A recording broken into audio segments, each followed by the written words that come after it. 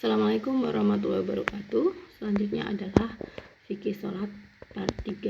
Ini tentang sholat sunnah. Di sini saya tidak akan menjelaskan penjelasan detail apa sih sholat sunnah A, sholat sunnah B, C, dan seterusnya. Saya percaya bahwa terkait dengan penjelasan itu sudah bisa dipahami dan banyak sekali literatur yang ada tentang kaifiat atau tata cara sholat sunnah yang diajarkan dalam Islam.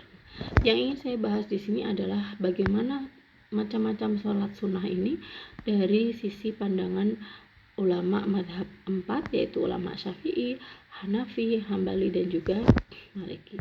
Yang pertama adalah sholat sunnah menurut ulama Syafi'i.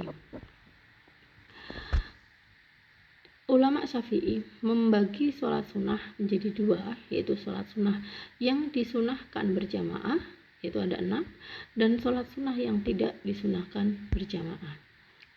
Sholat sunnah yang disunahkan berjamaah adalah sholat Idul Fitri, Idul Adha, gerhana matahari, gerhana bulan, istisqa, dan juga tarawih.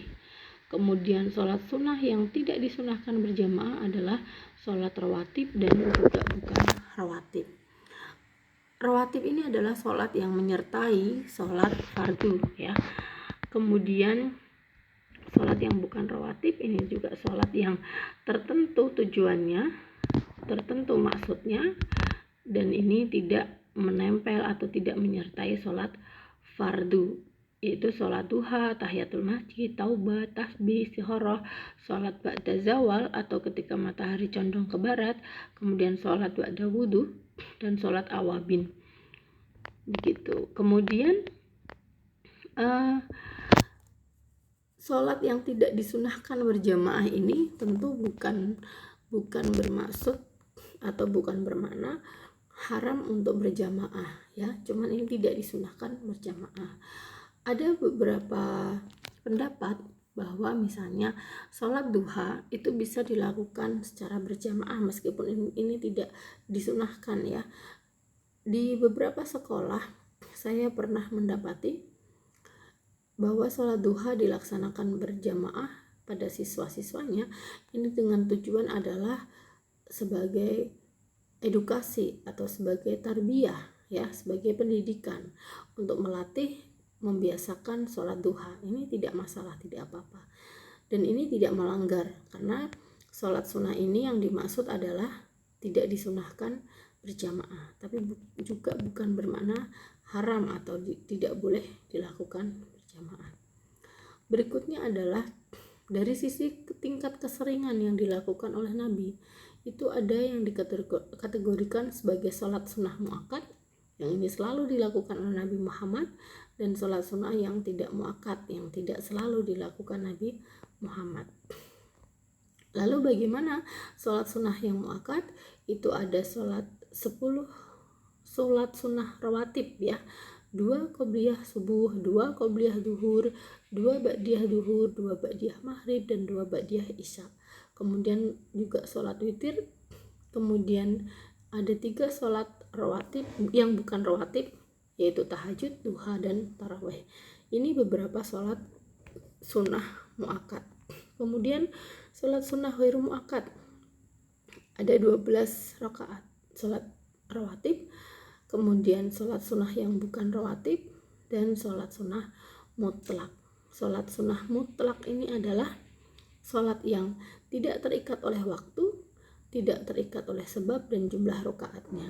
Jadi sholat mutlak, sunnah mutlak ini adalah sholat yang ya niatnya adalah sholat lillahi ta'ala, demi untuk mendekatkan diri kepada Allah, dan waktunya tidak terikat, kapan saja boleh, tidak ada sebab juga.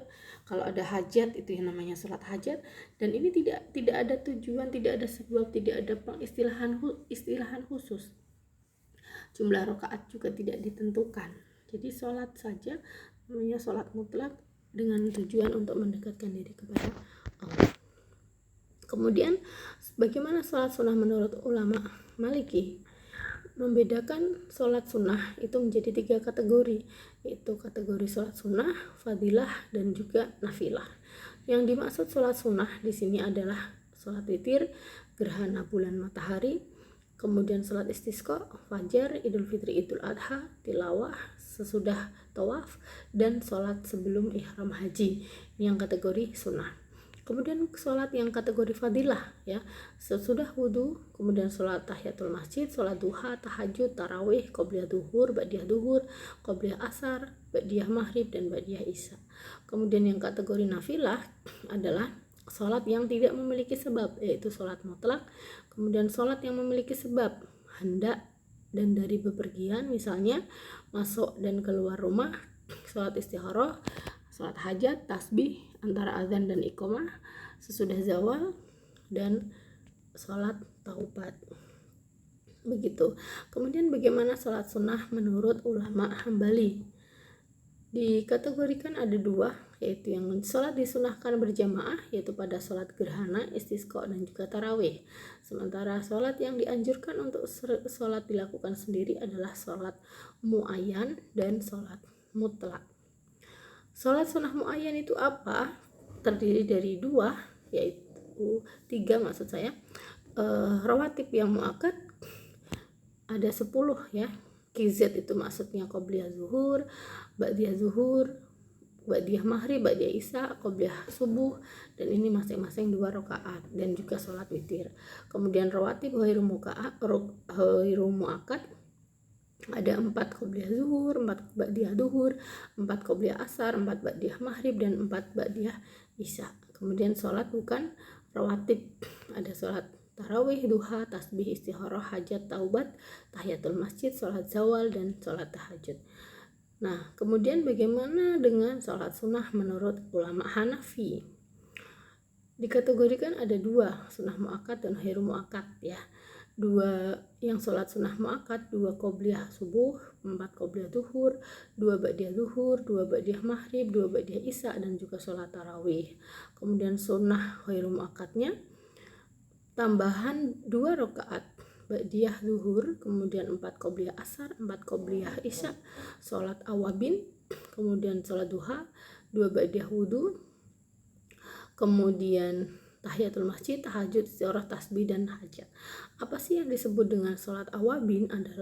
Awabin ini adalah orang-orang yang gemar kembali kepada Allah dengan taubat dan istighfar. Jadi orang yang selalu ingin melakukan taubat dan istighfar, dan dia sholat awabin ini dilakukan 6 rakaat sesudah sholat maghrib.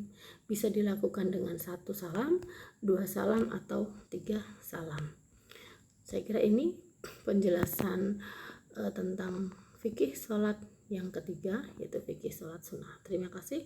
Assalamualaikum warahmatullahi wabarakatuh.